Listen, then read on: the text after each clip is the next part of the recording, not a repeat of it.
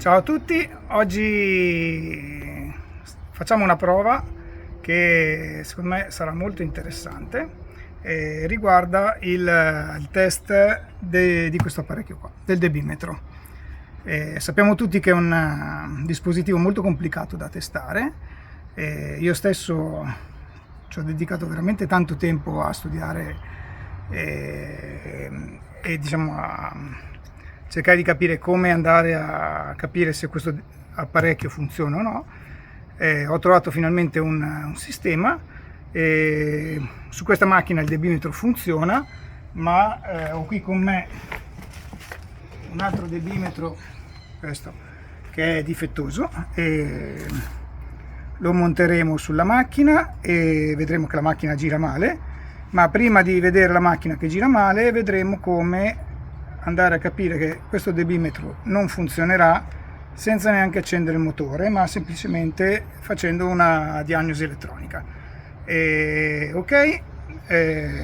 Partiamo.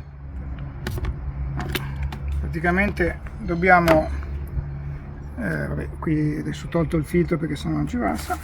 Colleghiamo un debimetro campione che ho qua, e poi tramite dei cavetti appositi andremo a collegare il tutto con un aspiratore e potremo farli funzionare e vedere, diciamo, il segnale prodotto sia dal primo che dal secondo, essendo che il flusso dell'aria che passa attraverso entrambi i debimetri è lo stesso.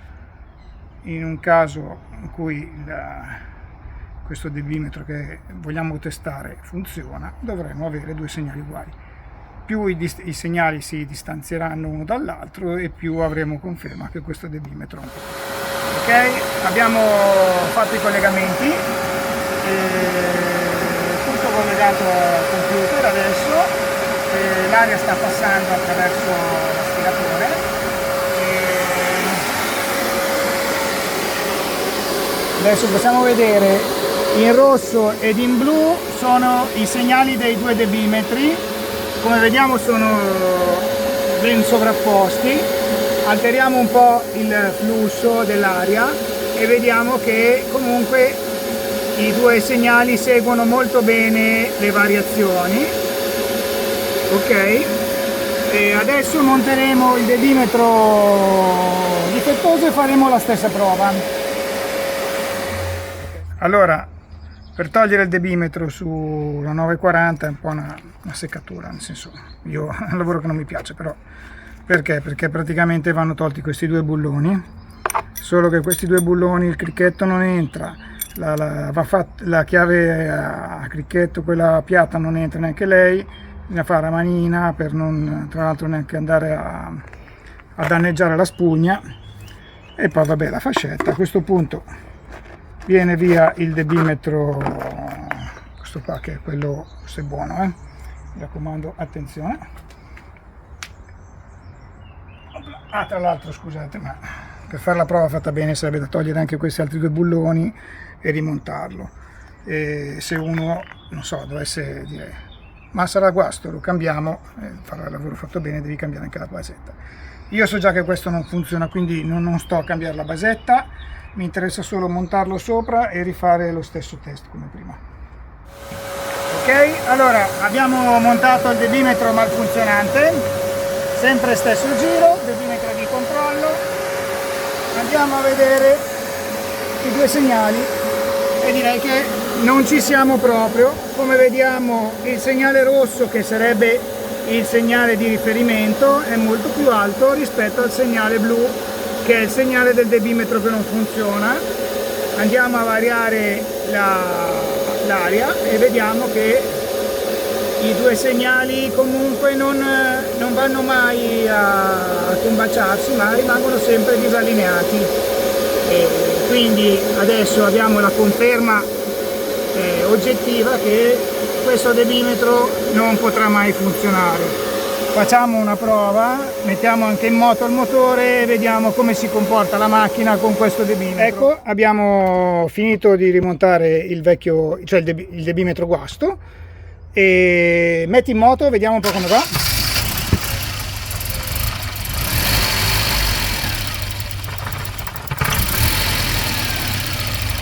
diciamo che gira di pupù, non usiamo parolacce perché siamo signori, ma gira proprio malissimo. Direi di spegnere perché sicuramente andando avanti così si sporcano le candele, sonda lambda e tutto quanto con un motore scarburato. Adesso facciamo la prova del modulo. Allora, questo sappiamo che non funziona e questo affare qua è un modulo esterno da collegare praticamente sul debimetro e poi viene collegato al connettore della macchina e va a modificare il segnale di questo debimetro.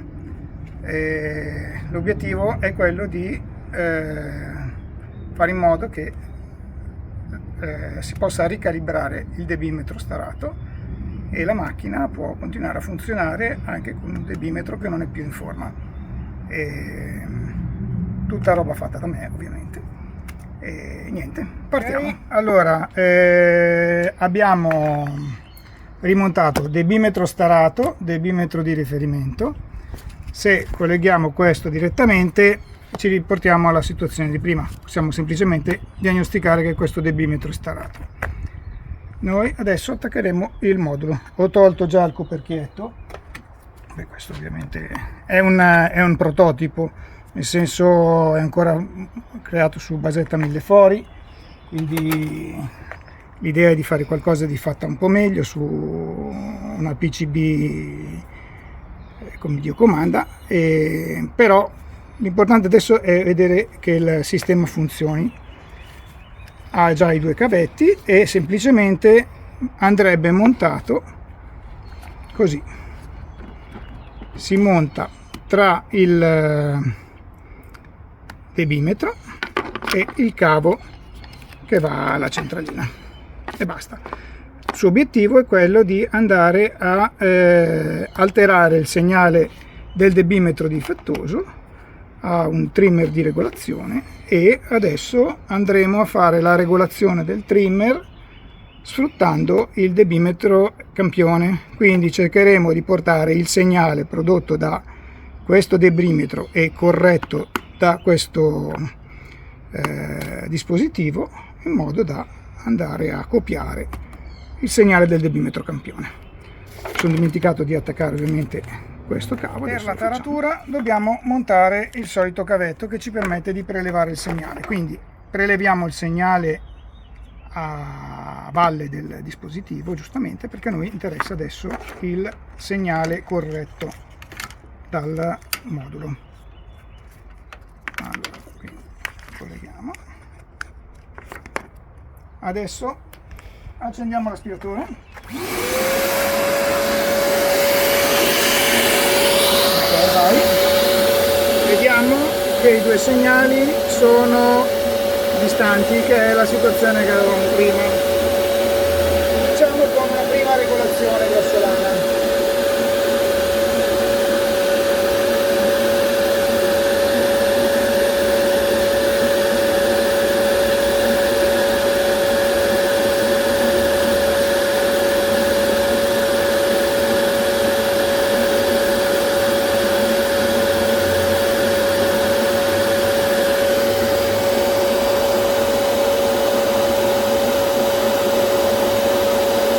Direi che quasi ci siamo.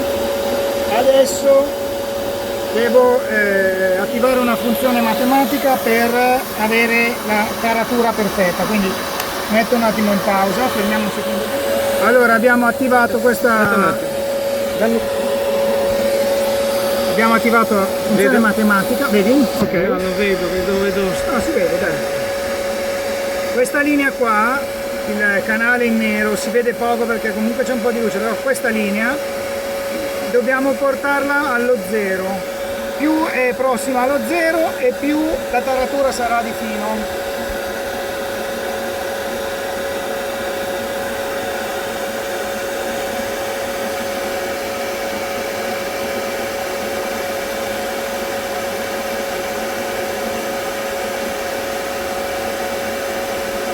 Io credo che possiamo provare, dai. Diciamo che così potrebbe andare. Adesso resta la prova finale. Mettiamo in moto e andiamo a farci un bel giretto. Prima di mettere in moto, giustamente facciamo vedere una cosa. Vediamo che i due segnali adesso rimangono sovrapposti anche alla variazione del flusso d'aria. Adesso eravamo al massimo, ma è giusto provare e vedere che il debimetro seguirà abbastanza bene il segnale di riferimento. Accendiamo. Ok, muoviamo.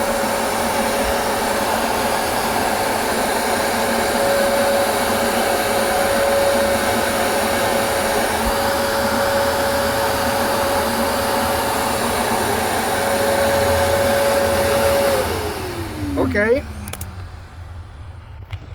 adesso partiamo. Dove cavolo è?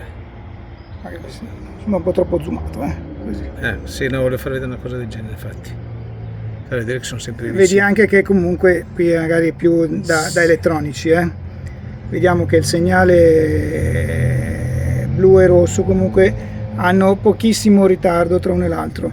Se ti ricordi al Midsommar avevamo avuto quella prova di un debimetro dove invece c'era parecchio ritardo nonostante fossero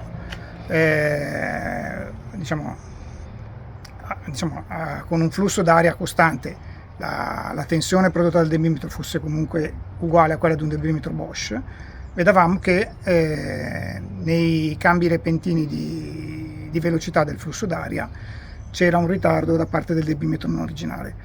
Tutti questi aspetti qua sono aspetti che poi di fatto nel motore si sentono e portano magari a quando acceleri la macchina che non parte bene, quando rilasci che fa un po' lo scoppietto, che cosa.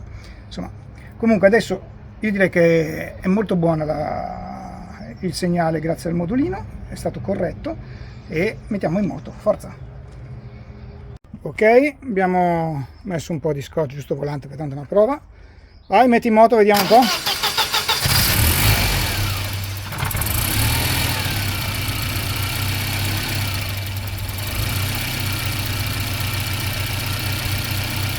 Vai a accelerare.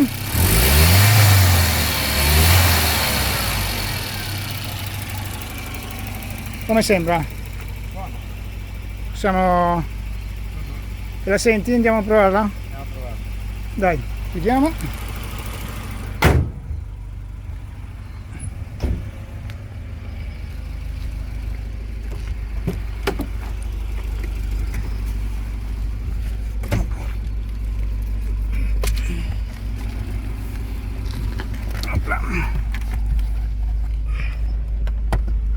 Il minimo mi sembra bello stabile, direi, no? Sì.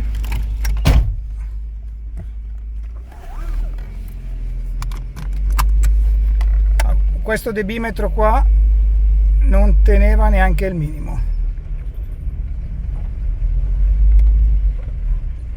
però la cosa diciamo che gli permette di essere riutilizzato è che non era cioè non si era rotto, per dire, il filamento, lì c'è poco da fare, se manca il filamento non c'è storia, il debimetro è rotto. Qua è proprio un problema di regolazione. Io ho provato anche grazie a un amico del forum a cercare di capire se era possibile aprire il coperchietto della scheda del debimetro e fare una regolazione, ma non si può, perché probabilmente la taratura viene fatta in fabbrica attraverso quelle che chiamano laser trimmed resistance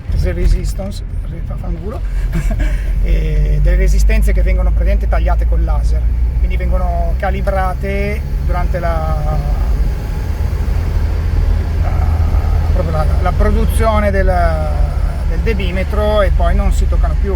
Hanno il vantaggio che costano pochissimo, sono molto precise e tendenzialmente non si starano, però evidentemente qualcosa con gli anni su questi debimetri li porta comunque a stararsi. L'idea è stata proprio quella di andare a compensare la variazione dovuta, possiamo chiamarlo, all'invecchiamento. Io direi che insomma sembra che va bene, no? La macchina, che dici? Guarda, te la metto in folle, adesso in folle. È in folle, tiene il minimo molto bene. Vuoi provare a fare magari una ripresa, tirare una marcia? Dai.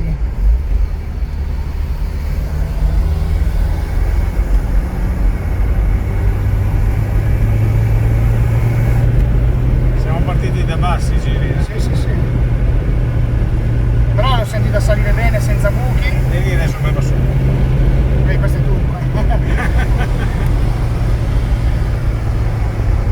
La strada con le curve non è proprio il massimo per fare video, non sono attrezzato per questo tipo di... sto facendo col cellulare. E io direi che mi sembra proprio che abbiamo fatto il colpaccio. È un bel progettino, dai, sei contento? È quello che se tu la metti in folle, va giù, non si spegne, va al 1000, metti il 1000, Sì. 1800, quello che sia. E 850 Sì. dovrebbe essere. Ma col dimetro rotto invece... C'è una scatenata a voto? Sale bene? Sì. Vabbè, facciamoci un po' di strada ancora e poi vediamo, adesso 4 minuti, magari un po' poco. Facciamoci un bel giretto e poi tiriamo le conclusioni alla fine. Andiamo fino alla rotonda e torniamo indietro. Ma dai, fai un bel giretto, Isabelle Montani, rotonda sì. facciamo un bel passo, dai. Sì, passo. Io mi sento confidente. Eccoci tornati dal giro. La macchina direi che è andata molto bene, no? Che dici? Sì, ottimo. Ottimo. Abbondante per la truppa.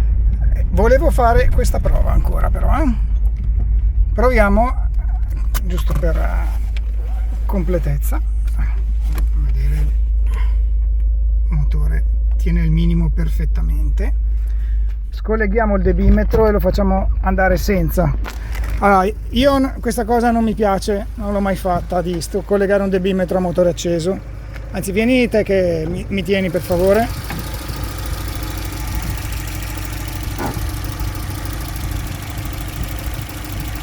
Lo volevo scollegare e proviamo a fare 2 metri, perché secondo me già con 2 metri non ce la farà neanche a camminare questo debimetro. Allora, facciamo.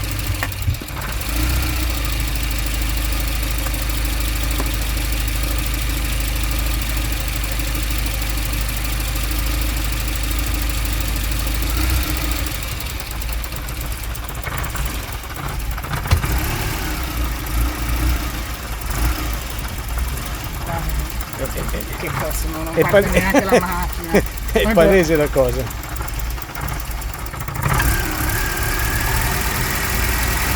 Senti come zoppica. Non c'è bisogno di andare in giro. Sta iniziando anche a puzzare, si sente da dietro. Chiudi. Allora, come abbiamo visto, con questo debimetro difettoso la macchina zoppica, è inguidabile. Però grazie a questo sistema per fare la diagnosi che ci permette di prendere delle misurazioni, quindi non è che ci dice il debimetro va o non va, ma ci permette proprio di capire e vedere il segnale e confrontarlo con quello di un debimetro che invece funziona, e in questo modo riusciamo a trovare anche tutti quegli piccoli aspetti che altrimenti non si riuscirebbero a trovare. Prima di fare questo video mi è capitato di utilizzare questo sistema già sulle macchine, quindi sui debimetri di un paio di miei amici che avevano comunque problemi che non riuscivano a capire, e in un caso abbiamo trovato che era effettivamente il debimetro, c'era uno scostamento costante tra i segnali, ma non così marcato come qua. Infatti la macchina comunque andava, cioè aveva il minimo che teneva bene tutto quanto, però non andava bene. E l'altro caso invece, quello secondo me è un pochino più complicato e magari più in là riusciremo a fare degli approfondimenti.